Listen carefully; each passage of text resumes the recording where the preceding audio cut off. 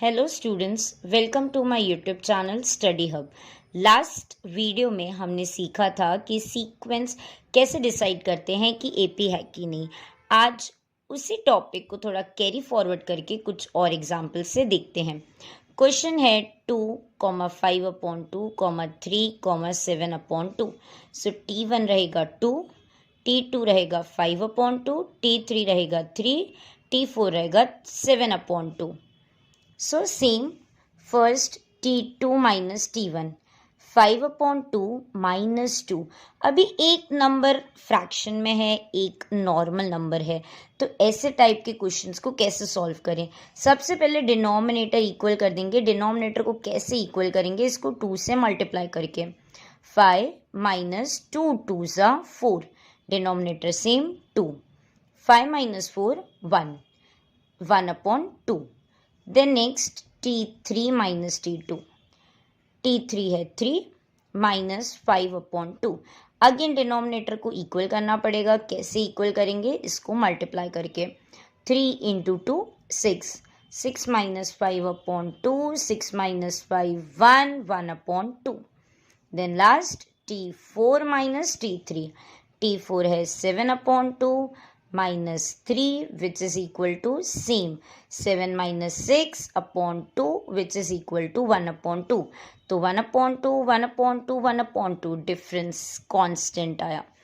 In this sequence, difference between two consecutive terms is constant, so the given sequence is an A. Next example 0.3, 0.33, 0.333, so on. So same T1 रहेगा 0.3, T2 रहेगा 0.33, T3 रहेगा 0.333। अब अधिकतर बच्चे point को देख के कंफ्यूज हो जाते हैं।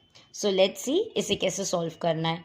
पहले T2 माइनस T1, 0.33 माइनस 0.3, इसको कैसे माइनस करेंगे। 0.33 माइनस 0 पॉइंट के नीचे पॉइंट रहेगा एंड देन सेम 0.3। यहाँ पे कुछ भी नहीं है तो 0। अब नॉर्मल माइनस करेंगे। 3 minus 0 3, 3 minus 3 0, point same 0 minus 0 0, तो आंसर आया 0.03। Then next T3 minus T2, 0.333 minus 0.33, इससे भी देखते हैं कैसे माइनस करना है। पहले सेम 0.33 देन 0.33, अगेन कुछ भी नहीं बचा तो 0। 3 माइनस 0 3, 3 माइनस 3 0, 3 माइनस 3 0, डेसिमल के नीचे डेसिमल, 0 माइनस 0 0, तो आंसर आया 0.003। अब यहाँ पे जो हमारा डिफरेंस है वो कांस्टेंट नहीं आया है। So in this sequence difference between two consecutive terms is not constant, therefore the given sequence is not N